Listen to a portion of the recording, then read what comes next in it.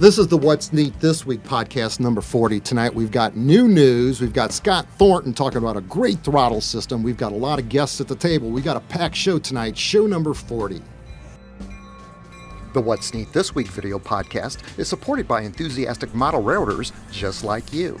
Additional support is provided by Athearn Trains. Check out all their new monthly announcements at athearn.com. And by Bachman Trains. Now that's the way to run a railroad. Check out their website at bachmantrains.com. And thank you very much for your support.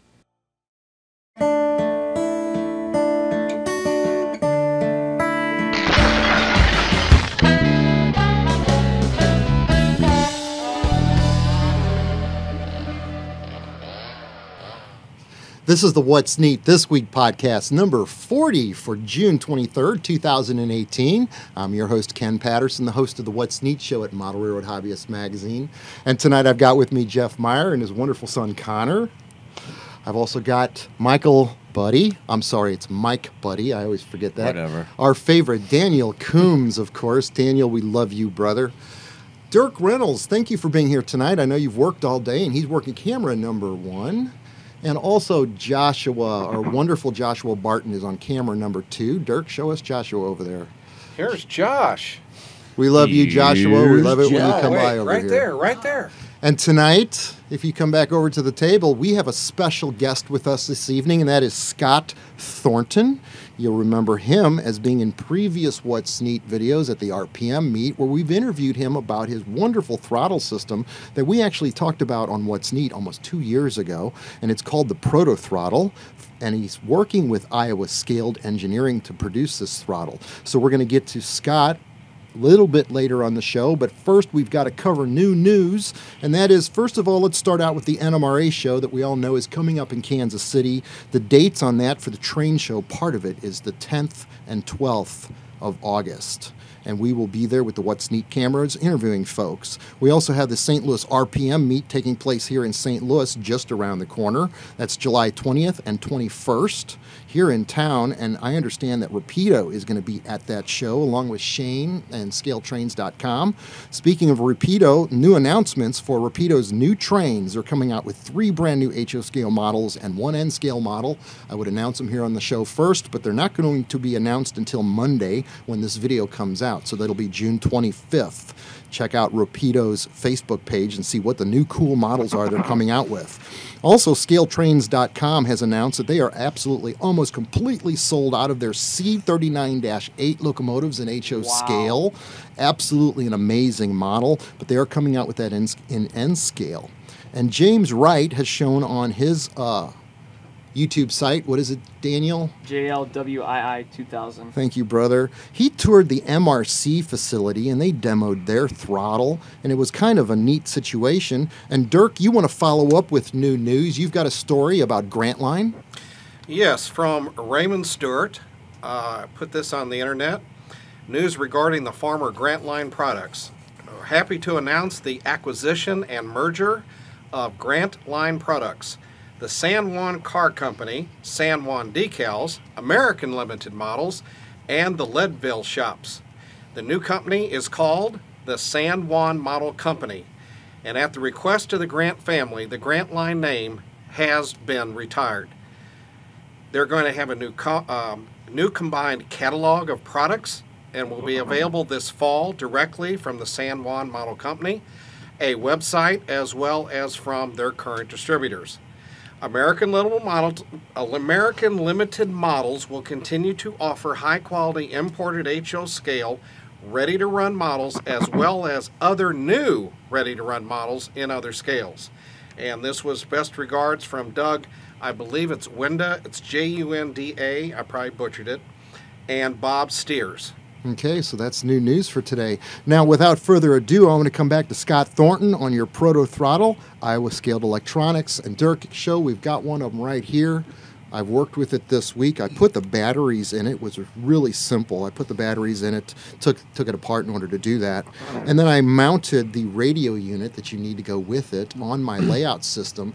And all of the guys down here have been running it, Scott. We've absolutely thoroughly enjoyed it. I've learned how to program with this thing. It's really easy to program. And it was just wonderful how simple it was to set this thing up.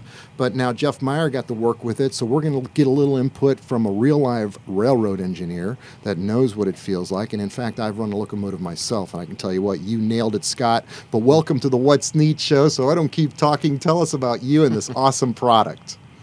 Well, thanks, Ken, for having me on the show. I really appreciate it. I watch a lot of your videos, and I really enjoy them. So it's a pleasure to be here with all of you this evening. The Provo Throttle is a miniature control stand.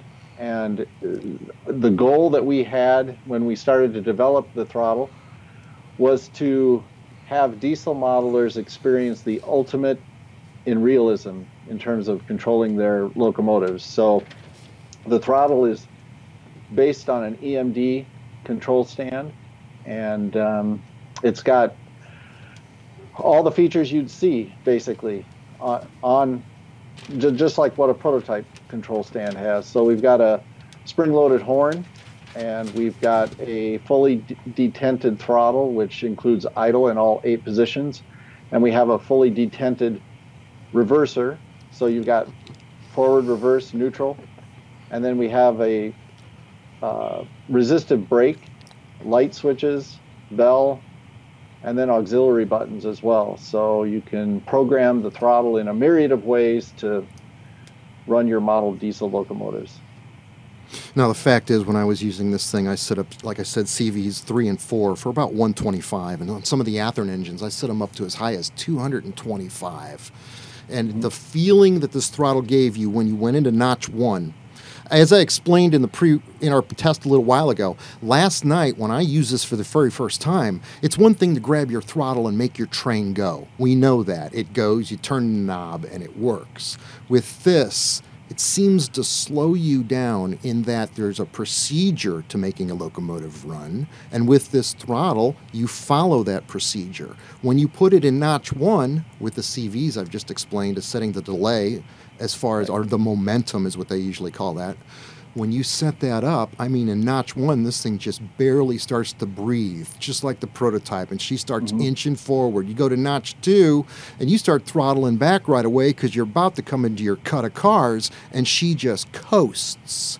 And then as you start to hit the brake lever, I noticed the brake sounds in my decoder were operating, and she started to slow down right up to the knuckle crunch. And then you've got other buttons here that are dedicated where you can program to be whatever you want. You can set them to be whatever function you want. So example, like on the video on your website, the guy set one of the buttons for coupler clash right here. So when he operates his N&S layout, he can just go in and hit that clash button right there. Everybody's got their favorite CVs that they like, or I'm sorry, Fs that they like to use. And your throttle allows us to do that as well. You got the horn in a very easy area, very location. I'm telling you what, it seems like you put a great deal of engineering thought into the design of this. Well, we did, and it was an enjoyable experience. And we feel that the throttle really simulates a diesel control stand in its entirety. So what you just described is good to hear, because that was our ultimate goal, was to produce something that would really, for those prototypical type of operators that really want the ultimate experience in controlling, putting them in the cab, I guess you could say. You've described it. This is for the operator guy. This isn't for the 4x8 layout guy. This is for the guy that's already got a dedicated DCC system, whether it's his Digitrax or what do we got, the NCE system that we've been experimenting with down here. And the one you sent me comes with, this is the throttle. I think, how much is the throttle?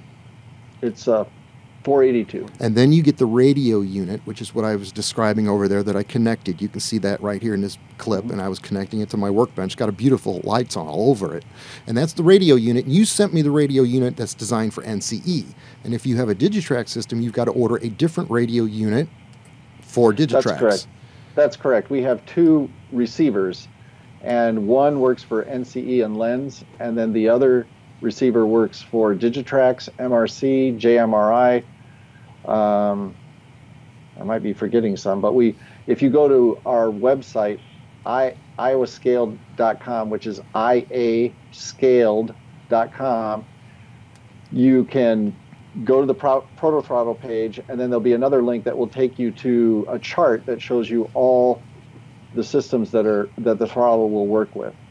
Now, I dedicated a pair of switch locomotives over there. I think it was some Atlas, whatever those engines are right there. MP15s. Thank you, Daniel. I love you, man. We missed you on the shows, but where were you, brother? But we're going to go into that in a minute, too, where you were. But anyway, Scott, I dedicated a set of engines, switch engines, directly for this throttle.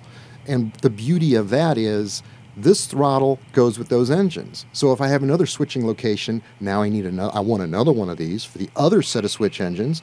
And that's where they're set up, where you've really got to operate it correctly in order to do it. The biggest thing is not, oh, I'm going to run my train. Last night, what I got out of this was I felt it. I visually felt it. When you go into notch one, you know how far to coast, you notch it back off. It's a feeling. It becomes another instinct that I have never been aware of that I had on this layout down here. It completely changed. It changed how I'm going to run trains. I mean, it's one thing to have a throttle, but it's another thing to actually operate your model. If that makes any sense. I got the feeling last night. That's all I'm going to say about that. Yeah. We've heard that from other operators too who've tried the throttle, and I'll give you a little example. There's a modeler named Joe Atkinson, and Joe has produced a very nice layout based on the Iowa Interstate, and he was one of our beta testers, and he took the throttle and he modified the notching on it, and then he also modified his speed curve for his road units. So they maxed out at a scale 26 miles per hour. Now, 26 miles per hour in scale, that's pretty good for the road units. But with that compressed speed scale, what he was able to do was to notch up through notch 1 through 5. And then when he got to notch 5, and this is fully programmable on the throttle, that's where the 26 miles per hour maximum was at notch 5. Then anything from notch 5 up to 8, the speed would not increase. So he could, in effect, Loc Sound has their drive hold. Well, in effect, the way Joe had set it up was after he got to notch 5 at 26 miles per hour, he could play with notch 6 through 8 and simulate heavier tonnage, like going up grades. He could notch up all the way up to run 8 on a grade, and it's totally realistic. And that's amazing. Then when he's down through notch 1 through 5, he's got the speed control. So in effect, he programmed into the throttle something that to him as he operated was hyper realistic. These are absolutely amazing. Now, you said that these are going to be available soon, that you guys are in production right now of all the units. Everything's getting made. How long before you have them here where I can actually buy one?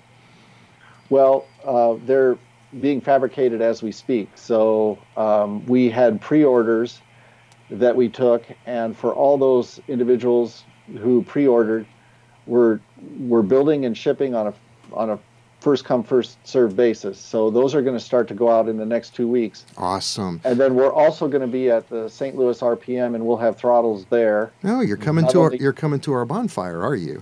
Yes, I am. I'll awesome. be at the bonfire. Yeah. So we'll have throttles to demo, but also throttles for sale. We're going to do a podcast here that night too, so that we should have a live studio audience, and we might do that one outside. Although Chris wants to do it at the show. Didn't mean to. I just totally broke your train of thought. Sorry about that, Scott.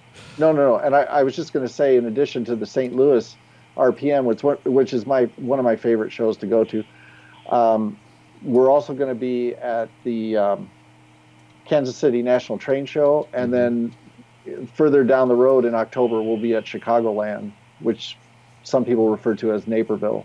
That's that RPM. awesome. So we'll now, be there. in order to order your Pro Throttle, which I know you guys want one of these because I'm going to get. Look, these are cool. There's only 2 distributors in the country that are selling them, and one of our sponsor, Caboose, in Lakewood, Colorado, is one of the places where you can get them from. So place your orders with them online or call the store to place your order for the Proto Throttle, and that's Caboose in Lakewood, Colorado. We love you guys for sponsoring the What's Neat show over at Model Railroad Hobbyist Magazine. Thank you so much for that. Speaking of sponsors, Athearn this month is talking about their new GP50 locomotive. These are the units that came originally, like, for example, the Mopacs, and these are the ones that were bought by the Union Pacific and then painted into BNSF. So these units went through a lot of modifications, but this is the screen capture that we're using for the show this week is these wonderful GP50 models. Orders are taking right now, and I think estimated time of delivery is May 2019, so get your pre-orders in on these. They're some beautiful, neat models, Mike. I didn't notice this. Rubber MU hoses. Yeah, how about that? New. Rubber That's a MU great hoses. idea. Yes. So you can put your little magnets on the end There of them you and go. connect them Right. together. Plus now they all have LEDs in them, so lights. no more light bulbs. Good. It hasn't been a problem in years because they made the light bulbs lower voltages to them. But I remember in the old days, as soon as you got your Athearn engine and ran it around a few miles, I hated it when my lights would burn out. So that doesn't happen anymore with these LEDs. Thank you very much, Athearn, for Right. that. Also, the sponsor of the show is Bachman Industries of Philadelphia, Pennsylvania. And today, Daniel, we've got their Thomas locomotive in G scale with DCC and sound. And we've got it hooked up to our Pro Cab NCE system. And Daniel, go ahead and show us that puppy work. I believe listen to that. Listen to that whistle. The authentic Thomas whistle, and they're 4 chuffs per revolution from what I read in the manual, and they are timed right with 4 chuffs per revolution. And also the cool thing is with the kids, you know, the eyes move and it makes it feel like it's really Yeah. Thomas. So How much do you love that? I love it. The whistle's so cool, guys. this Yep. brings back childhood memories for me. I mean, Yes. watching the series, but then actually now with Bachman having a model. Bachman, you guys did a great job. You're reliving my youth right now. Yeah. Well, I That, am. So. that was one of the shows I actually liked watching. And the with Pro my Cab, kids. the Pro Cab runs this engine Power just cab. fine. The Power Cab, that's it. The Power Cab, that's what we're Sorry, using. I'm trying It's to the same correct you, thing my but- dad bought. No, thank you for the correction on that. That's really cool. Now, Mike, buddy, you took some of these Bachman vehicles that we showed off on the show last week, and you gave it the Mike Buddy touch. So, Dirk, go close, and Joshua, Yeah. stay wide. And Mike, tell us about the Mike Buddy touch on these models so far. Well, really, all I did to the bus was kind of correct those wheels that they're pretty much forced to use to conduct power from the rails, the metal wheels, but they don't really look realistic from the side. So I used some resin cast tire and wheel assemblies from other models and sliced them down thin enough and glued them to the face of the existing wheels. So the back wheels actually rotate with the when the bus is moving down the tracks. The front wheels are glued inside the wheel wells, which they don't move on a prototype bus either when it's on the rails. So and then on the yellow step van, I'm working a little bit on that. I did the same thing with the wheel and tire. On those, I had to grind out the wheel wells a little bit more and add a little material at the bottom. I'm not really finished with that. And then I put a new grill on it. It had a generic grill, but I put a Chevrolet grill on it that I had from another project I was working on. And speaking of changing the front ends, these 2 buses here are Concours buses that came with the International Harvester front ends. I changed those out to Chevy and GMC buses, respectively, with using the again the CNC soft metal castings Chevy C60 cab. I used the nose of that, and I made a mold for it to make some bus noses. And since I'm always talking about Chevys, I brought a few Fords up at the front there. Those are 87 RPM Mustangs. The first one is a 1969 Grande sedan, as opposed to the fastback Mustangs. The other 3 are 67, 68 body style Mustangs. 2 of them are like daily drivers, and that dark green one is one that I made to look like Steve McQueen's car from the movie Bullitt. Now that the Oxford is coming out with that 68 Charger, I can make the car he was chasing too. So, all right, that's about all I got going on. I love it when I get to photograph your cars outside. Last week it was such beautiful weather to shoot those trucks. And Yeah. Mike, we love it when you bring your models here because you can talk about what it is. What it is. And it's great. It's just it correlates directly to trains. It's another art farm of this best hobby in the world. Oh, yeah. Now, Dirk, you brought some vehicles over here, and it looks to me like I'm taking a delivery of a couple of Fords. And who makes these models? These are River Point Station. okay. Yeah, these are River Point RPS. Station vehicles. They make some of the most magnificent Yes, they pickup do. trucks and different vehicles. And from now on, we'll take that lift out section out for you, Yes. Dirk. But these are some really cool models. Now, I've shot these before. There was one time I lined them up on the wharf, and I showed you all these various vehicles from River Point Station. These are my #1 choice when I need photo props for outdoor photos because right out of the box, they look realistic. I mean, it's just a matter of getting the dealer to put the plates on them, and they are photograph ready. So hats off to you guys for making some of the best models in the world. All right, Derek, let's widen out on the table now because we've got this great big locomotive cradle from Bachmann. Yeah. And this also is something that we talked about a little bit last week on the show, but what I did was I made it, I kind of used it the way I would want to use it if I were using this tool, and I really feel that there's a lot of merit to this. I built a base for it. I've got it set up so that it's the right distance for, say, any type of train or locomotive cradle I've ever used in the past in HO scale. And then I built a wooden box on top to hold the locomotive, so when you turn it, and everything's nailed now. I haven't stained it, so it's How not about permanently that? attached. But I tell you Wow. what, now I don't have to clamp on my model. It's kind of cool. It's a neat thing, and I'll tell you what. Look at the gearing on that. Somewhere in there, somebody might be able to create something where you got one of those things that loaders for. You know what I mean? Is that the basis for a loader? car loader. rotary dump, Right, a rotary rotary dump hopper. Right. I could see some ingenious individual turning one of these somehow into a rotary dumper. So I don't know. Don't dump that locomotive. That's what I'm looking Yeah. at. I've spent too Yeah. much time with models this week, and that's when you know it. Now, Scott Thornton, I'm going to bounce back to you because Jeff Meyer is a real live locomotive engineer. And Jeff, you ran it tonight. Tell us your feelings on this throttle system. I heard about it a year or two ago, but I didn't get a chance. Like I think we talked earlier, it was at the St. Louis RPM, but there was too many people in line trying to play with it. But just here an hour ago, I picked it up, and being a locomotive engineer, not currently anymore, but for about 5 years I ran engines.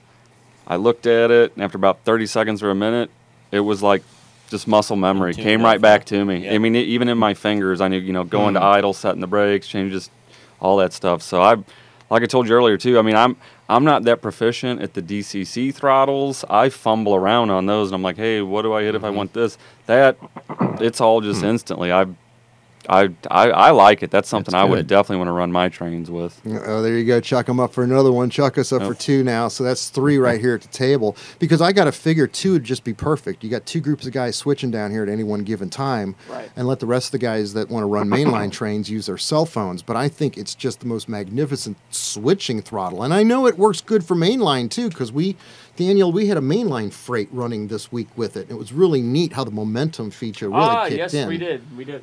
That was kind of neat. Now, Daniel's been gone for a while. What have you been up to, Daniel? All right, nothing much, but I got some notes here. A few things that have happened. I came back from a trip to Yellowstone National Park and the Grand Teton Mountain Range in Wyoming, western Wyoming. On the way back, we stayed over in Salt Lake City.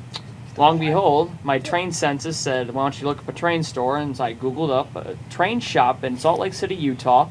This store carries HO, N-scale, DCC, and they carry anything a normal hobby shop would, like we got here in Mark Twain.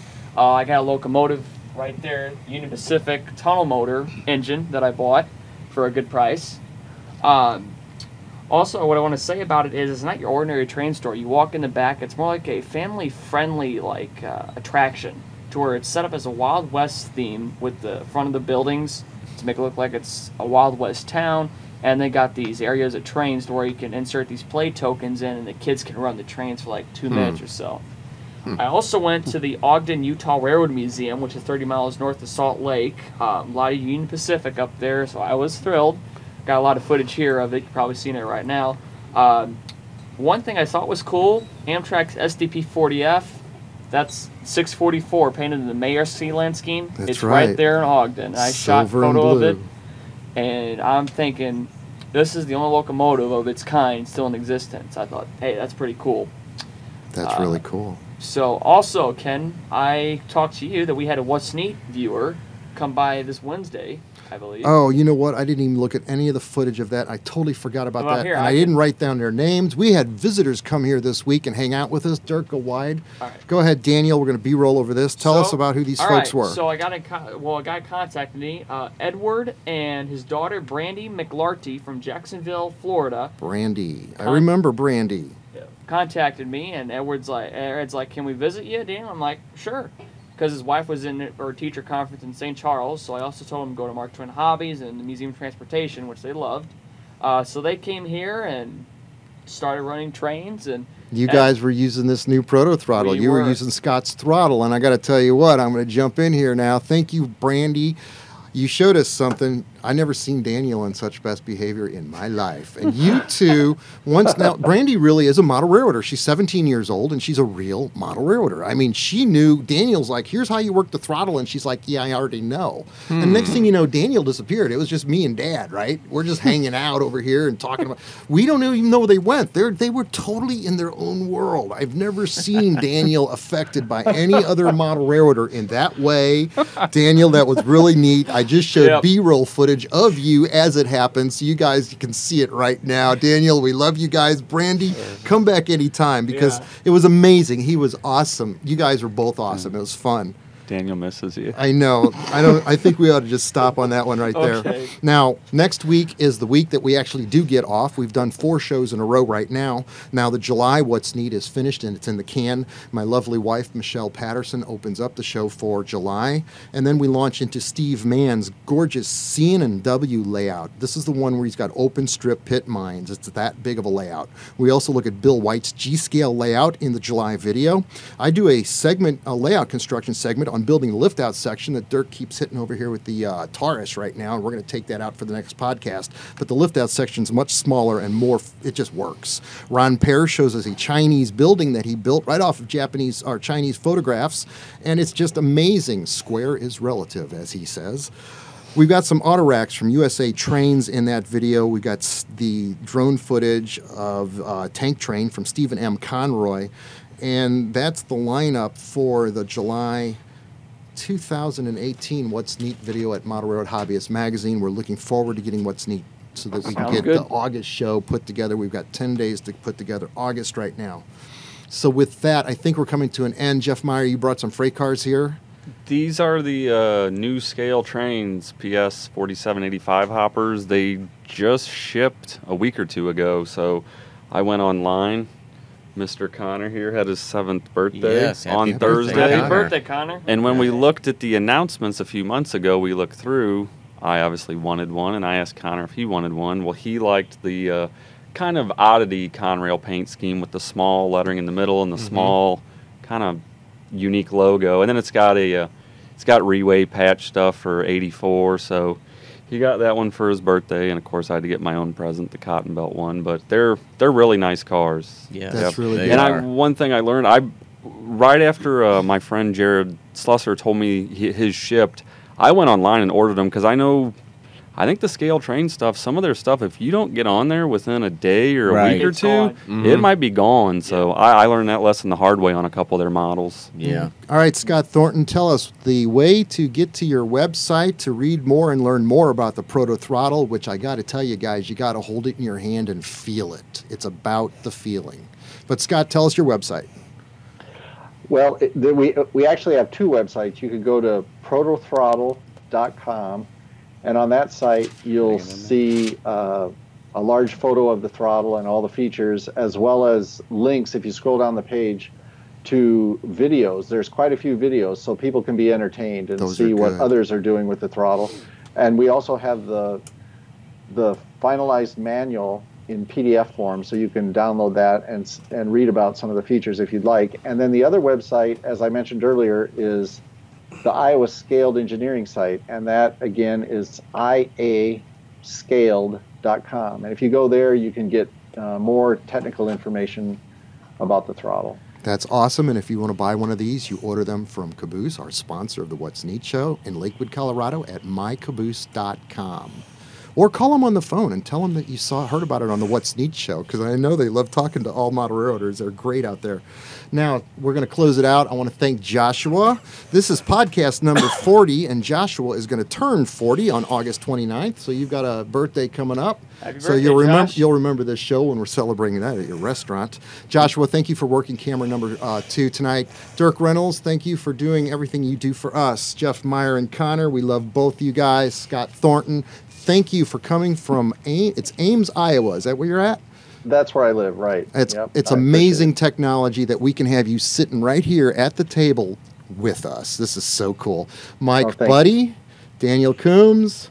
That's awesome, guys. So we're going to close out podcast number 40 for June 23rd, 2018. Let's go run some trains. And run some trains with the Provo Throttle. We can do right. that. We Let's can do do it. that. Realistically.